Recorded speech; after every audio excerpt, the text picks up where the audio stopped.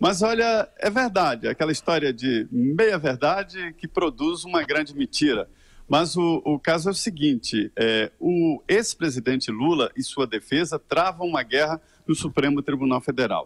Ele quer escolher o juiz que irá julgá-lo, né?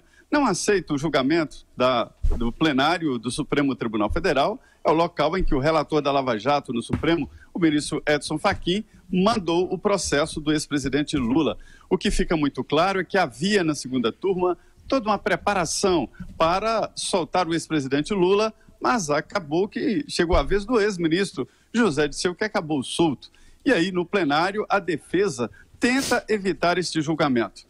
A estratégia do ministro Edson Fachin foi de evitar uma decisão monocrática que está nas mãos do ministro Marco Aurélio.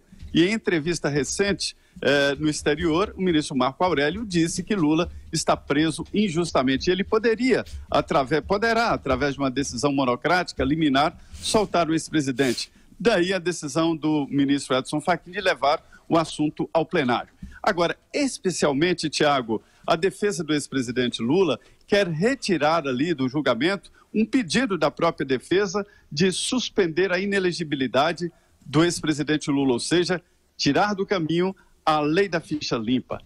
Mas olha, foi a própria defesa que pediu para a segunda turma julgar e agora o assunto vai para o plenário do Supremo. Se o plenário do Supremo decidir que Lula está inelegível, pronto, queimou a etapa de novo e isola o Tribunal Superior Eleitoral, que mesmo se quisesse, não poderia tornar Lula candidato. Então, essa defesa do ex-presidente Lula tenta queimar etapas e acaba caindo em armadilhas assim, né?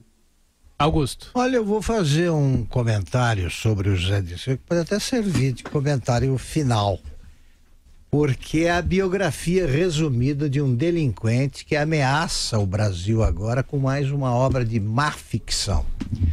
Vou resumir quem é o José Dirceu, que eu conheci muito bem desde 1968. O José Dirceu dirigia a União Estadual dos Estudantes aqui em São Paulo e conseguiu, como líder estudantil, namorar, ele namorou bastante, muita gente, namorar a única espiã do DOPS que existia na época. Ele conseguiu. Então, a espiã encarregada de saber o que se passava no movimento estudantil nem precisava fazer força nenhuma. À noite, na cama, o Dirceu contava para ela tudo que ela queria ouvir e no dia seguinte era repassado ao DOPS. O Dirceu resolveu organizar um congresso da União Nacional dos Estudantes em Ibiúna, que era uma cidade que tinha pouco mais de 1.000 habitantes na época. E só o congresso, os participantes do congresso eram em número superior ao da população de Ibiúna.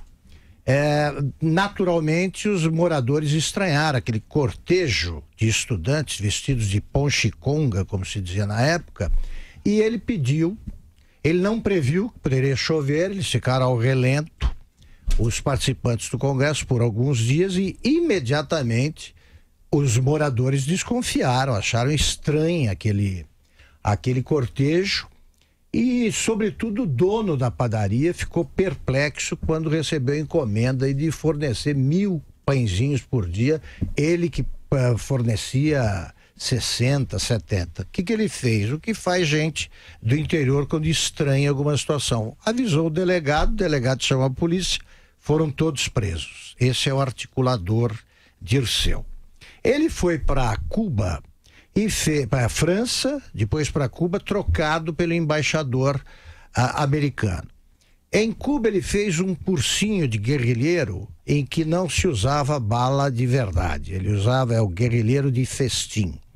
Não iam desperdiçar chumbo com alunos de guerrilha. Voltou ao Brasil nos anos 70 para fazer a guerrilha rural. Como ele viu que a situação estava feia, ele foi tratar da guerra conjugal em Cruzeiro do Oeste, no interior do Paraná. Ali ele se casou com a moça mais rica da cidade, que tinha uma loja, o Magazine do Homem, que ele ganhou de presente, ficou como gerente, e ele conseguiu ficar 5 anos vivendo com uma mulher, teve um filho com ela, hoje deputado Zeca Dirceu, e não contou quem era. Ele se apresentava como Carlos Eduardo Henrique Gouveia de Melo e era negociante de gado. Ficava jogando sinuca na loja e só confessou quem era quando veio a anistia. Depois da anistia ele fez o que fez, foi preso por ladruagem, condenado a mais de 30 anos de prisão. Não é guerreiro do povo brasileiro. É só um ladrão disfarçado de política. Esse é o comentário que eu queria fazer. Ótimo, Augusto. O Zé Maria volta ao longo da nossa programação.